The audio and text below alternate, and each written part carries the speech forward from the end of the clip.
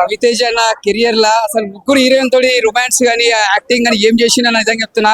ఒకటే చెప్తున్నానా, సినిమా మాత్రం ఈ సంక్రాంతికి మంచి ఒక ఫ్యామిలీ ఎంటర్టైన్మెంట్ చెప్పొచ్చు.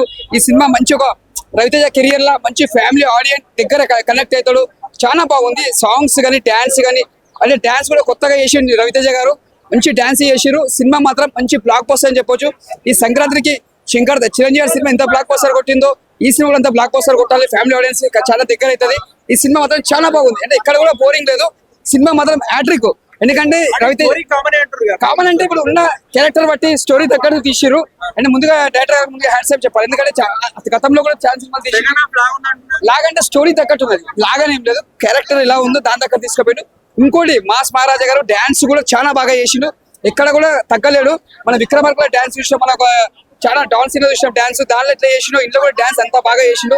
ఈ సినిమా మాత్రం చాలా కొత్తగా చూపించిండు. మూడు సినిమాలు ఉన్నాయి,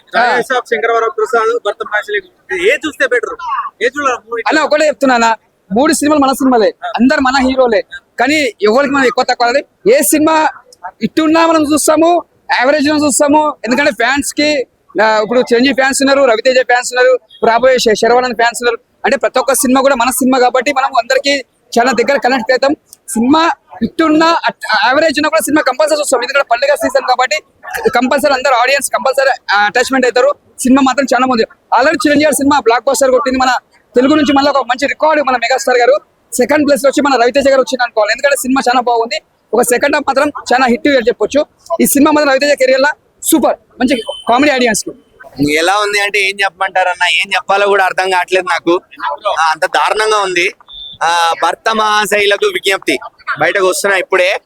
నాకు ఆడియన్స్ కి ఒక విజ్ఞప్తి పెట్టుకోవాలని ఉంది. ఆడియన్స్ కి ఇదే నా విజ్ఞప్తి. చూస్తారా చూడరా మీకే వదిలేస్తున్నాను. నాకైతే మాత్రం దారుణంగా అనిపించింది అన్న. 2.5 గంటల సినిమా, 8 మొదలైంది, ఇప్పుడు అయితే 10:40 అవుతుంది టైము. నాకు 4 గంటల సినిమాలాగా అనిపించింది. 4 గంటల సినిమాలాగా అనిపించింది. పోనీ ఆ 4 గంటల సినిమా చూసిన ఫీల్ ఉందా? లేదు. నిన్న ఎంత అయితే ఆనందంతో బయటకు వచ్చానో, ఎంత సాటిస్ఫాక్షన్ తో, ఎంత హ్యాపీనెస్ తో బయటకు వచ్చానో, ఈ రోజు అంత తలకాయ నొప్పితో బయటకు వస్తున్నాను. లిటరల్లీ తల పట్టుకున్నాను నేను. కిషోర్ తిరుమల గారు బాగానే తీస్తారు సినిమాలు, మంచి సినిమాలు ఉన్నాయి. రెడ్ అవని, ఉన్నది ఒకటే జిందగీ అవని, లేకపోతే మన నేను శైలజ అవనివ్వండి. అఫ్ కోర్స్ లాస్ట్ సినిమా కొంచెం శర్వ గారితో అటిట్ అయింది. ఈ సినిమా అయితే డౌట్ లేదండి, అటిట్ కాదు, మొత్తానికి దొబ్బినట్టే. సంక్రాంతి బరిలో అసలు ఇంకా ఈ క్షణం నుంచే తొలగిపోయినట్టు. ఈ క్షణం నుంచే మీరు సాయంత్రం షోలు, మ్యాట్నీ షోలు పక్కన పెట్టండి, ఈ క్షణం నుంచే తొలగిపోయినట్టు. రవితేజ మాస్ నుంచి క్లాస్ కి రానివ్వండి, క్లాస్ లో ఉండనివ్వండి, మాస్ లో ఉండనివ్వండి, అని ఏ జానర్ లో అయినా ఉండనివ్వండి, బేసిక్ గా సినిమాలో దమ్ ఉండాలి, సినిమాలో కంటెంట్ ఉండాలి. ఒకవేళ కంటెంట్ లేకపోయినా రొటీన్ ఎంటర్టైన్మెంట్ స్టోరీ ఉన్నా కూడా దాన్ని చూపించే పద్ధతి ఉండాలి. ఇప్పుడు మన అనిల్ రావిపూడి గారు ఎలా ఉన్నారండి, చూపిస్తారు. స్టోరీ రొటీనే ఉంటది, కామెడీ రొటీన్ ఉంటది, అందరూ ఏం జరుగుతుందో ఎక్స్పెక్ట్ చేస్తారు. కానీ end of the day thrill feel అవుతాము. ఆయన చూపించే పద్ధతికి, చూపించే విధానానికి మనం కనెక్ట్ అయిపోతాము, నవ్వుకుంటాము, ఏడుస్తాము, బయటికి వస్తాము. అమ్మ నాన్నల్ని మళ్ళీ తీసుకెళ్తాం సినిమాకి, ఫ్యామిలీ వాళ్ళని తీసుకెళ్తాం సినిమాకి. అది రొటీన్ స్టోరీలో ఉన్నా కూడా అనిల్ రావిపూడి గారు క్రియేట్ చేసే మ్యాజిక్. ఇక్కడైతే అది మిస్ అయింది.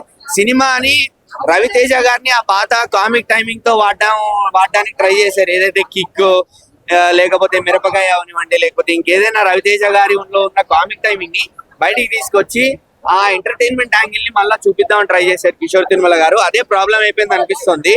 స్టోరీ పాయింట్ ఆఫ్ వ్యూ లో సినిమా వెళ్ళే కన్నా రవితేజ గారిని మైండ్ లో పెట్టుకొని తీసినట్టే అనిపించింది తప్ప ఎక్కడా నాకు సినిమాలో అయితే నాకు ఆ కనెక్షన్ అనేది కనిపించలేదు. బాస్ ఫోన్ చూడాలా అర్థం కాలేదు, సినిమా చూడాలా అర్థం కాలేదు, ఏం చేస్తున్నానో అర్థం కాలేదు, ఎందుకు వచ్చానో అర్థం కాలేదు. సినిమా స్టార్టింగ్ నుంచి కనెక్టివిటీ అనేది లేకుండే, ఇన్వాల్వ్మెంట్ అనేది లేకుండే. ట్రెండీ టాపిక్స్ వాడారు, ట్రెండీ డైలాగ్స్ వాడారు, చాలా మీమ్ మెటీరియల్స్ ని యూజ్ చేసుకొని సినిమాలో డైలాగ్స్ కింద వాడారు. బట్ ఎక్కడ నవ్వు రాలేదన్నా, బలవంతంగా నవ్వించారు.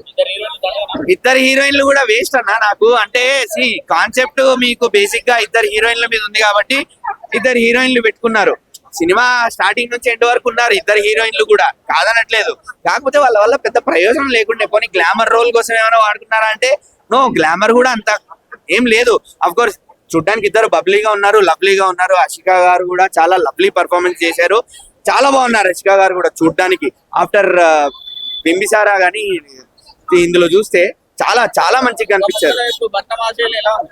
ఒక్క ముక్కలో చెప్పాలంటే భర్త మహాశైలకు విజ్ఞప్తి, నాకు తలకాయ నొప్పి. ఆడియన్స్ కి ఇదే నా విజ్ఞప్తి. మీరు చూస్తారా చూడరా మీకే వదిలేస్తున్నాను. రవితేజ అన్నకి ఇంకొక మాట, అన్న మంచి సినిమాతో మీరు వాపస్ రండి, మీ సినిమాలు మళ్ళా చూస్తాము, కాకపోతే కొంచెం మమ్మల్ని దృష్టిలో పెట్టుకొని ఇంకొక మంచి సినిమా తీయండి. Family entertainment, comedy, romantic. Ravi Teja garu అంటేనే మాస్ మహారాజా. ఆయన ఎన్నో సినిమాలతో మనకు పరిచయం అయ్యడం వేరు, ఈ సినిమాలో ఇంకొక యాంగిల్లో పరిచయం అవడం వేరు. జెన్స్ యొక్క మైండ్ సెట్ బ్రెయిన్ కి ఇంపార్టెన్స్ ఇస్తుందా, మనసుకి ఇంపార్టెన్స్ ఇస్తుందా? ఫస్ట్ హాఫ్ లోనే హస్బెండ్ కింద రివీల్ అయిపోయాడు. బ్యాలెన్స్ ప్రకారంగా, కెరీర్ ప్రకారంగా చిన్న చిన్న డిస్టర్బెన్స్ కి కన్ఫ్యూజన్ ఏంటి అనేది ఎండ్ కూడా చాలా అద్భుతంగా డైరెక్టర్ గారు చూపించారు. సాంగ్స్ అయితే గనక చాలా ఎంటర్టైన్మెంట్ గా ఉన్నది. గ్లామర్ ప్రకారంగా ఇద్దరు హీరోయిన్స్ కూడా చాలా పెద్ద పాత్ర వేయడానికి వచ్చాయి. కామెడీ వర్షన్ వచ్చేసి సత్య గానీ, వెన్నెల కిషోర్ గారు కానీ, సునీల్ గారు కానీ, వీళ్ళ ట్రాక్ అయితే కనుక చాలా బాగుంది. ఓన్లీ ఫ్యామిలీ ఎంటర్టైనర్ గానే మూవీని వాచ్ చేయండి, ఫ్యామిలీతో ఎంజాయ్ చేయండి. హ్యాపీ పొంగల్. మాసేన్లకు విజ్ఞప్తి, మాస్ మహారాజా రవితేజ సినిమా వచ్చిన చాలా రోజుల తర్వాత మాస్ రాజా ఇస్ బ్యాక్ అనుకున్నాం భయ్య, కానీ సినిమాతో మళ్ళీ ఎక్స్పెక్టేషన్ పోయింది భయ్య నాకు. ఏంటంటే సినిమాలో భయ్య మన మాస్ మహారాజా ఆయన టైమింగ్, ఆయన అల్లరల్లరి, ఆయన డాన్స్, ఆయన కామెడీ టైమింగ్ అని బాగా డౌట్ అయింది. చాలా చాలా బాగా ఫస్ట్ హాఫ్ అలా వెళ్ళిపోతే ఫుల్ లాస్ అంటే ఇద్దరు హీరోలతో రొమాన్స్ సాంగ్ అయినా, వాళ్ళిద్దరి కామెడీ అయినా, ముగ్గురి కాంబినేషన్ అదిరిపోయింది భయ్య. కానీ సెకండ్ హాఫ్ లో మాత్రం భయ్య డైరెక్టర్ గారికి హ్యాట్స్ ఆఫ్ చెప్పాలా. మీరు ఎందుకు సినిమా తీసిందో ఏం తీసిందో అర్థం కాలే. అరే వెన్నెల కిషోర్, సునీల్ గారు అంత పెద్ద కమెడియన్ కాస్టింగ్ తీసుకున్నప్పుడు ఎలా వాడుకోవాలో తెలియదు. అనవసరమైన కామెడీ, ఆయన ల్యాబ్ సినిమా, ఆయన రొటీన్ స్టోరీ. అంటే మనం ఎక్స్పెక్ట్ చేస్తాం కాబట్టి సినిమా అంటే పండగ సినిమా అంటే మన బాస్ సినిమా మనం ఎట్లా ఏం చేసినప్పుడు అట్లా ఎక్స్పెక్ట్ చేస్తాం. ఆ ఎక్స్పెక్టేషన్ అనేది పోయింది భయ్య. నాకే చాలా చాలా బాధ అనిపిస్తుంది. మెయిన్ గా మాత్రం రవితేజ అన్నకి మైనస్ భయ్య. ఎందుకంటే కొత్తగా ట్రై చేస్తుడు రవితేజ, కొత్తగా ట్రై చేస్తుడు, కొత్త డైరెక్టర్ తో కొత్తతో ట్రై చేస్తుడు. కానీ సినిమాలు ఎందుకు భయ్య అంటే స్కిప్ చూడలేదేమో, మరి అంటే కామెడీ ఉంటుంది మరి ఇంత అంటే అనిపి జెన్యున్ గా అనిపించలేదు సినిమా. అంటే ఏదో నేను ఎక్స్పెక్టేషన్ టైలర్, టీజర్, సాంగ్ చూసిన ఏదో హైలో వచ్చినప్పుడు, కానీ అంతే ఏం లేదు బ్రో.